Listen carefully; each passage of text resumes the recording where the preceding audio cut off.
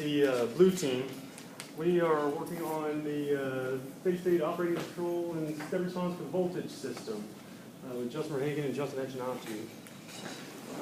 Topics we're going to cover are, first of all, we're going to go over a little bit of background and theory real quickly, and some of the steady-state operating curve work that we did, some of the stuff on step response, then go over results and conclude and have some answer any questions that you guys might have for me.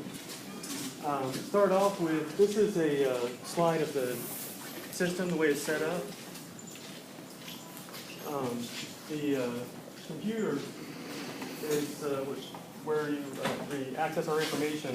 It's linked to the power recording control system, the JRC here, and that controls the power that goes to the variable frequency drive over here. Variable frequency drive controls the speed of the motor and gives us the ability to input anywhere from 0 to 100% on the motor. Turns the 5 horsepower motor on and generates DC power, which in turn turns on the lights, and then this is a recording device that goes back to the computer and gives us the data that we were looking for. Here's a picture of the actual motor. This is a 5 horsepower motor, a 3-phase motor, a coupler, and the DC generator that's generating the power that we're measuring here.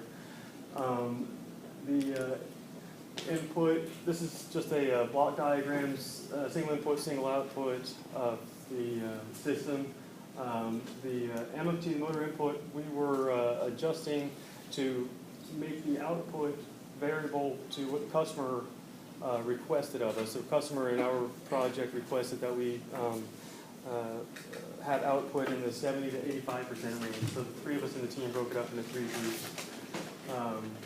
This is an example of one of the steady-state operating measurements that we did. It's not the steady-state operating curve, but what we were measuring for was the steady-state area of the graph, trying to get that to stay between the areas of 70 and 85%, or 85 volts. To do this, we had to run our voltages anywhere from 85 to 95% of the input percentage, 85 to 95%. Our outputs, as you can see, range from 71 to 85% here, and our standard deviations, our uncertainty in the data was relatively small, ranged anywhere from 0.32% to all the way up to 0.6%, or 0.8%, I'm sorry, and the uncertainty. So on the steady-state operating curve that we've got next, it makes it kind of difficult to see some of the uncertainties on there. Again, it was just a very small amount of uncertainty in the operating system there. The slope of this is 1.79 volts per percent, which is measured a different way when we did our step inputs. Our step inputs, this is an example of stepping from 85 to 90%. Over here on the green line was our input value. Our output values started down around 70%, around 70%, and on this example went up to a little bit, about 79%. Measure the delta M, which is the step size, and the delta C, which is the change in the lower operating range to the higher operating range at steady state. The delta M over delta C is our gain, which is one of our 3 characteristics that we had to measure on our graph. As you can see over here, when we've got the vertical lines drawn and the slope of the graph, because there was such a small change from, again, in this case, 85 to 90%, there was virtually no dead time whatsoever in the system. So it was really difficult to measure tau and measure our dead time, our T sub 0 over here. They're virtually non-existent. So what I had to do was I used a different program, used Logger Pro 3.0, which allows you to mouse over pixel by pixel, and it tells you, you can see over here in the left corner, it'll tell you exactly to the 1,000th of a second where you are on the time scale. And so it gave us the ability to at least measure something.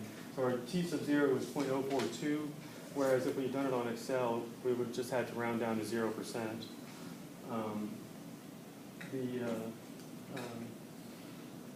You can see the time constants were also incredibly small. We did well, it turned out to be 0.12 is our average. Our dead time average was 0.039 between the three different sets that we did, 90 to 90, 85 to 90, 90 to 95, and 95 to 100%. And our gain was 1.61, which was very close to the 1.73, which on the slope of the steady state operating curve.